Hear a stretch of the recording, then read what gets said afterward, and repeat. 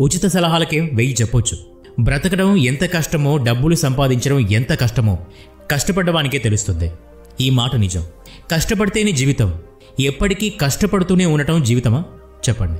మీ శక్తి సామర్థ్యాల్ని మీ బలాలుగా మార్చుకొని, జీవితంలో అనుకున్న అవసరాల్ని తీర్చుకొని, జీవితం మొత్తానికి సరిపడా ఉంటే చాలనుకోవడంలో తృప్తి, సంతోషం, ఆనందం ఉన్నాయా లేవా అన్నది మీరే చెప్పాలి. మీ వల్ల కానిది లేదా ఎంత చేసినా తృప్తినివ్వంది, మీ అవసరాలకు మించింది అయిన సంగతుల వెంట వెంపర్లాడటం మూలంగా మీరు సంపాదించేది ఏముంటుందో అన్నదానికంటే మీరు కోల్పోయే వయస్సు, సమయం, ఓపిక, ఆరోగ్యం ఎక్కువగా ఉంటాయి. మరి జీవితం రంగులమయం అని అనుకోవటం తప్పైపోవటం లేదు? బహుశా జీవితం వెలుగునీడల సయ్యాట. ఎవరి జీవితం వారిదే. మీ విజయం నెల నెలా ₹1,00,000 సంపాదన కావచ్చు. మరొకరి విజయం ఆందోళనలు లేని బతుకు కావచ్చు. ఇంకొకరి జీవితం ఉన్నదానిలో ఖర్చు చేసుకుంటూ కొంత దాచి అవసరానికి వాడుకుంటే చాలని అనుకోవడంలో విజయాన్ని చూస్తూ ఉండొచ్చు. ప్రతి ఒక్కరి దృష్టికోణం వేరు. ఇదే సార్వత్రిక సత్యం అని చెప్పడం కుదరదు.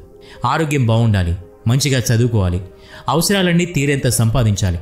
ఒకరి వద్ద చేయి చాచవలసిన అవసరం రాకూడదు. మీరు తిన్న మరో మనిషికి కడుపు నింపగలిగినంత ఉంటే చాలు. చదువు, ఉద్యోగం, సంపాదన, హోదా ఇవన్నీ అవసరాలా, కోరికలా అంటే నిరుపేదకు ఆహారం, నీడ, బట్ట ఉంటే మహాభాగ్యంతో సమానం. ఇవన్నీ చాలనంత ఉన్నవానికి వాటిని నిలబెట్టుకోవడం జీవిత లక్ష్యం. ఐశ్వర్యవంతునికి మరింత హోదా, మరింత ఉన్నత స్థాయికి ఎదగటం ముఖ్యం.